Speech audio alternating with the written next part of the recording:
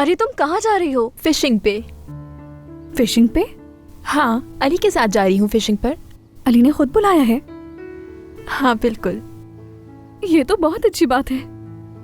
वैसे तुम्हें किस बात की खुशी है? इस बात की कि अली ने कोई प्लान बनाया है, वो भी तुम्हारे साथ। उफ तूबा, हम कुछ घंटे ही साथ गुजारेंगे जैसे पहले गुजारा करते थे। जरा सोचो, उसने तुम्हें बुलाया है, सोना को नहीं। अब तुम्हें इतना उलझाने की जरूरत नहीं है बात को तूबा। ये भी हो सकता है कि सोना शहर में मौजूद ही ना हो। ये सुनहरा मौका है, खूब एंजॉय करना उसके साथ। कोई सुनहरा मौका नहीं है, क्यों फजूल बातें कर रही हो? वैसे तो तुम बहुत अकलमंद बनती हो, लेकिन जब अली की बात आती है तो तुम्हारी सारी अकल कहाँ चली जाती है? तुम्हारा लेक्चर खत्म हो गया हो तो मैं जाऊं? अली इंतजार कर रहा होगा। जाओ। ये हंस क्यों रही हो? जाओ, अली तुम्हारा इंतजार कर रहा है। पागल। लो आ गई मैं।